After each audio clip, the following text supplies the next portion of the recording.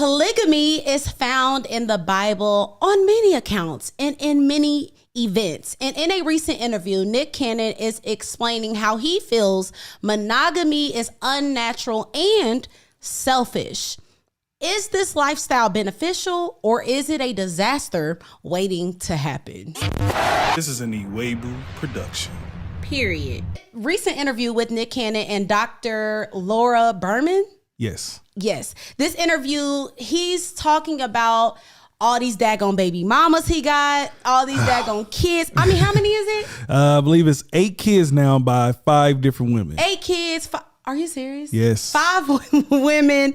And he's talking about his experience through that because I think it just happened like so fast. Like it was just like rapid. Where it's like boom, right boom, after boom, boom, Mariah. Yeah, boom, like boom. a bunch of wilding out girls. He just kept getting pregnant. So he's talking about that. He's talking about monogamy. He's talking about polygamy. And y'all, this is probably one of the most interesting interviews so far this year because it's a lot happening. And so we are going to dive into a few clips, y'all. This is not the entire interview, just a few clips, and we going to get into this discussion. Yes. Yeah. So let's put that out now. This is a more explicit adult, meant for adults to gather in this conversation. Program, you might want to go ahead and put the kids on in the room or something. After we play the clips.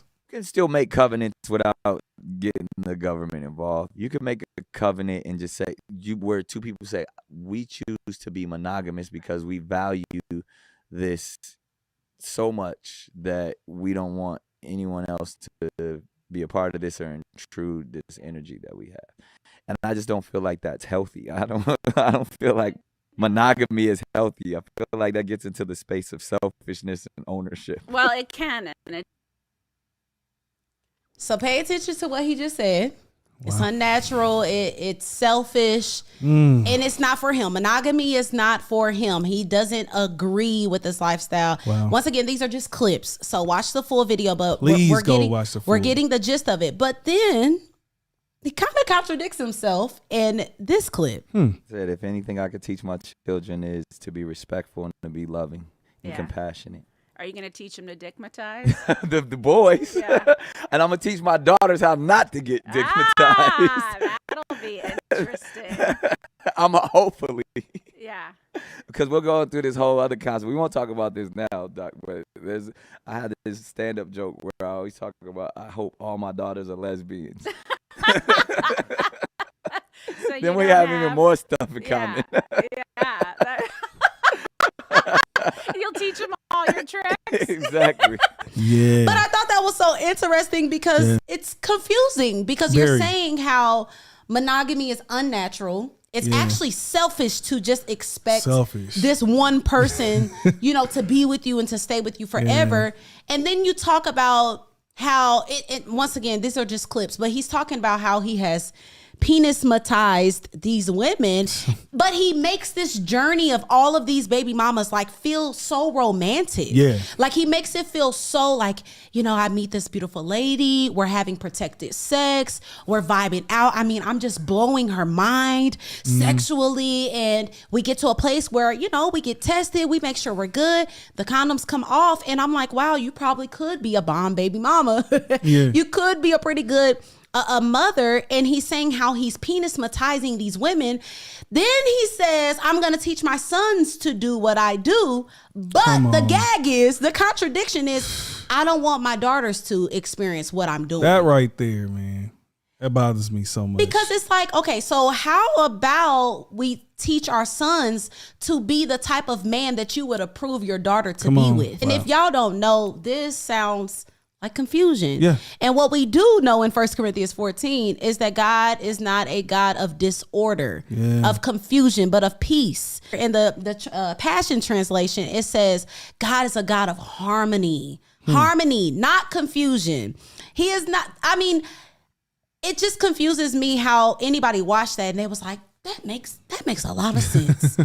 Somebody watching it like, that makes a lot of sense. Like that makes a lot of sense. Like, okay, so it's really romantic what you're doing, and you want to teach your sons to be this way. Right. But no, daughter, you can't date somebody like me. So is it the best lifestyle?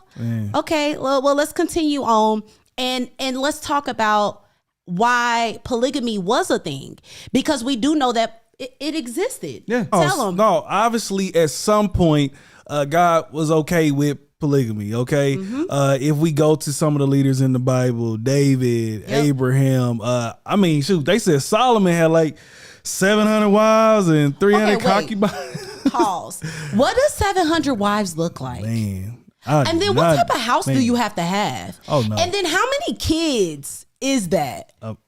Like, was that over? I need to know more about that. Had to be over a lifetime as far as it goes. It had to be. But And then did he leave them? Like, did he have a ceremony for each? Exactly. That's a lot. That's a lot. Yeah, and I think that, really, and the only reason that we can conclude as far as scripturally is that in Genesis 1:28, God says, go be fruitful and multiply. And so, I mean, what better way than, to multiply and bring on the nations? Well, quicker way. Quicker way there is to, to do that than the man get multiple women pregnant. Other than that, if it was just one and continue to make one kid every year, he's not going to populate. Okay. Dang, that's so crazy. we see that at that time, and I believe it was descriptive of the times. Right. You know what I'm saying? Right. And so maybe at that time, but now things have changed, baby. Well, and then also, if you guys do not know, and we have to remind ourselves, this was a different culture. This was a different time. Yeah. This is a different generation. What do I mean by that? The women had to be married.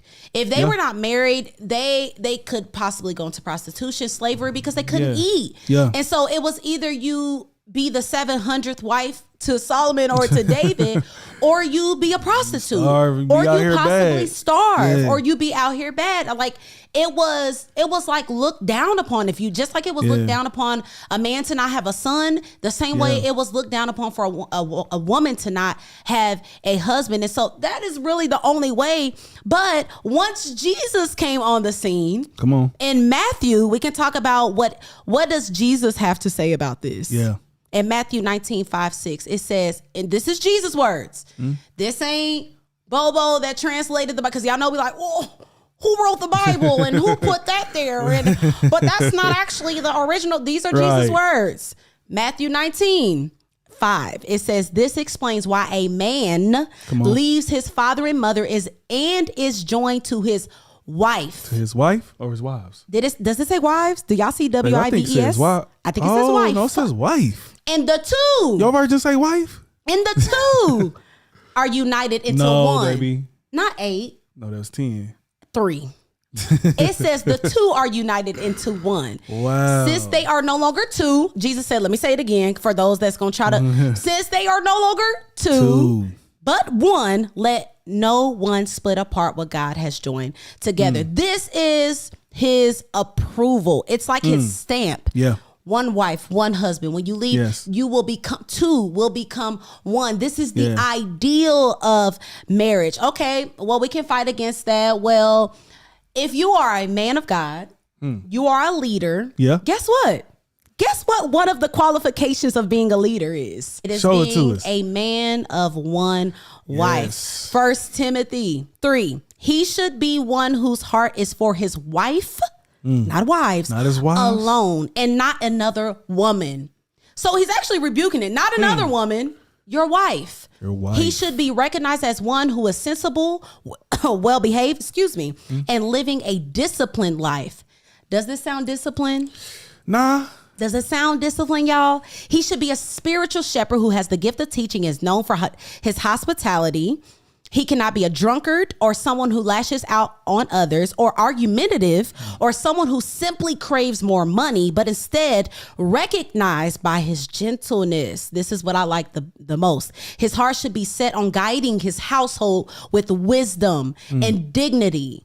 Is wisdom and dignity teaching your sons one thing and teaching your daughters the other? Is it? Bringing up his children to worship and devotion and purity.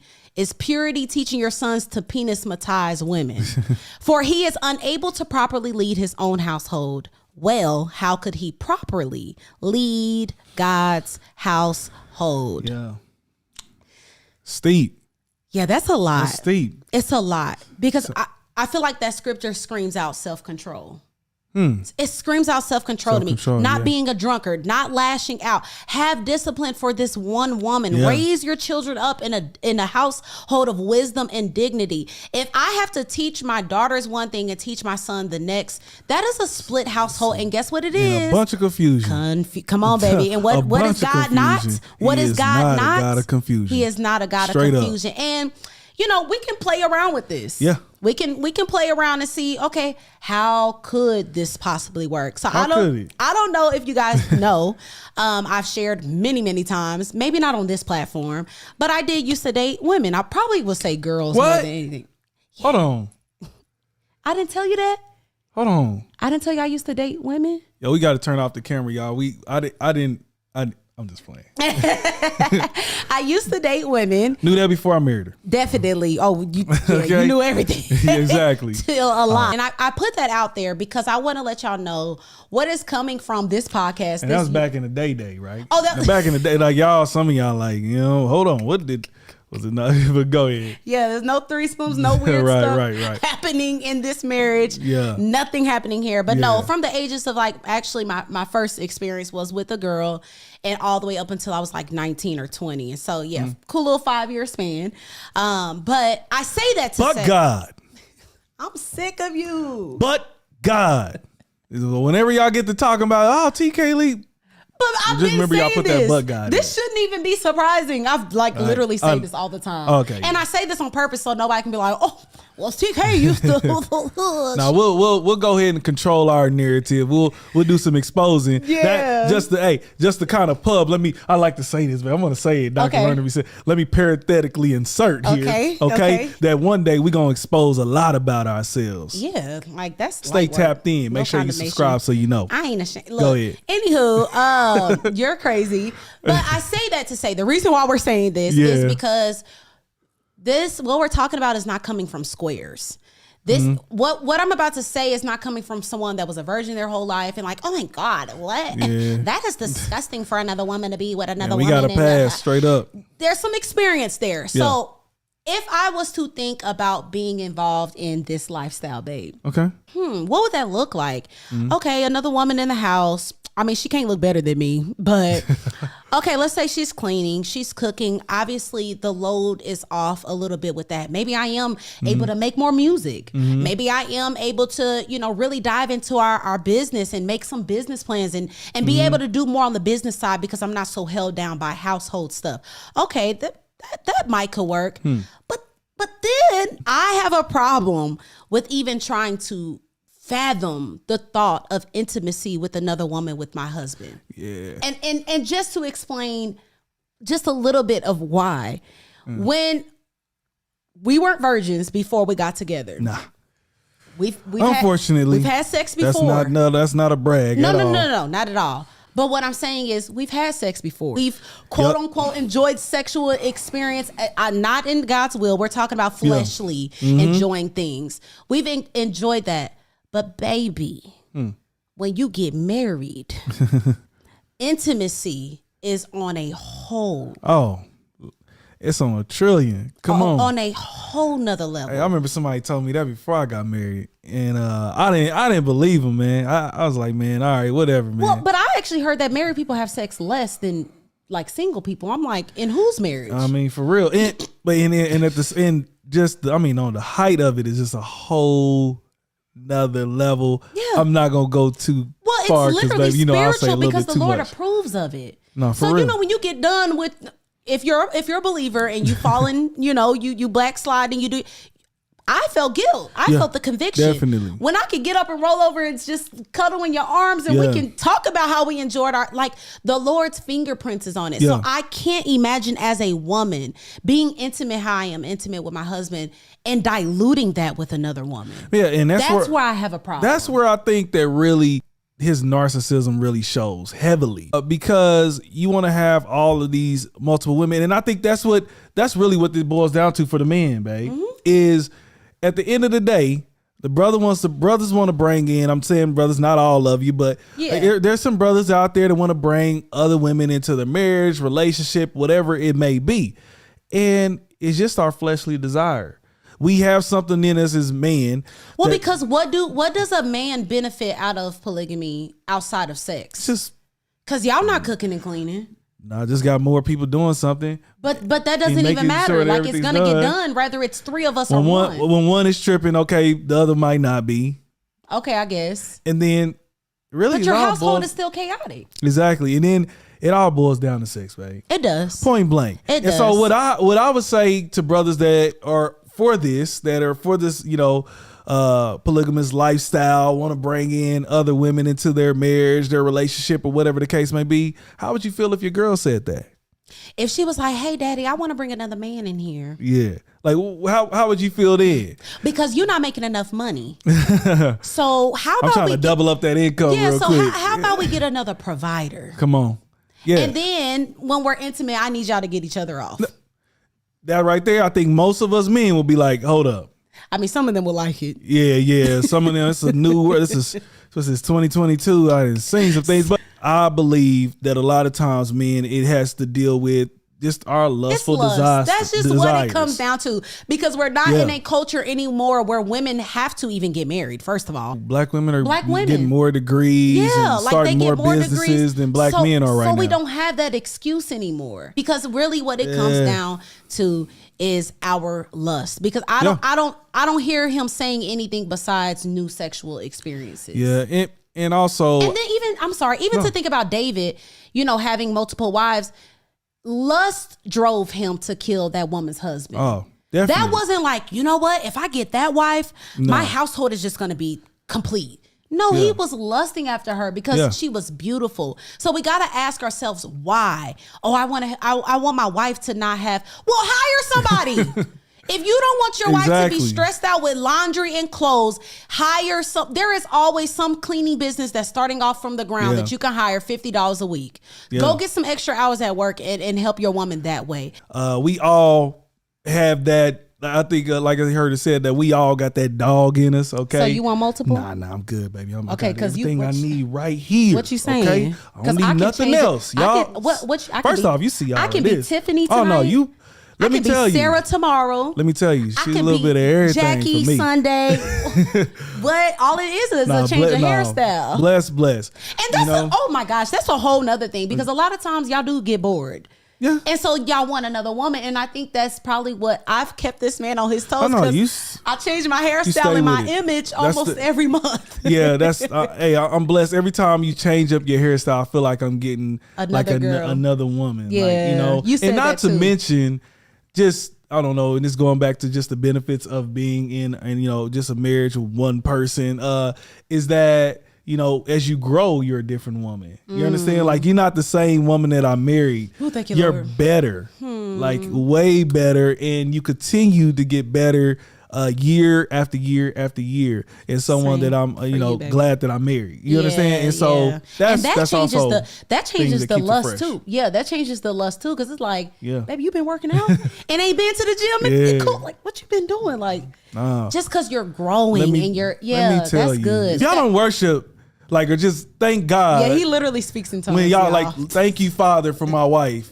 Y'all, I don't know. Maybe we looking at too much stuff on Instagram too much. You might be watching too many nasty scenes. If you don't get that way about your wife. Go ahead. Okay, you marry, for those who are single, marry someone that you are attracted to strongly. Okay, let me tell you. Better. And then try as men. Keep your eyes closed off from so many like naked bodies or nearly naked bodies. So therefore you can preserve your eyes for the one that God has given you. Come on, baby. And doing that when I see you, because I'm not looking at so many other things. I'm not trying to up myself or anything like that. Overall, I'm not looking at, a bunch of different naked women's bodies or anything like that. I'm so grateful when I see yours. Bringing in porn is that's a whole other conversation. And so again, this polygamous lifestyle that Nick Cannon is promoting in this interview, and I've seen him on several interviews, I don't think this is something that you guys want to try at home. Okay, brothers? I don't think this is something that the even Lord saying don't try it at home. At the end of the day, do you think it's okay to be in a polygamous relationship? Mm-hmm. All right. Is that good for you?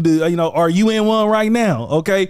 Drop it below in the comments. We want to know, what do you think about this interview? What do you think about this situation? Drop it below. Hey man, thank you so much for making it to the end of this video. If you could do us a huge favor, please hit that like button and please subscribe. Yes, and do not forget to hit that notification bell. Yes. We need y'all to be notified every single time we go live and when we drop a video. And follow us on all social media platforms at The Ewables. And we will see y'all next time on Radical Love with The Ewables. We'll see you.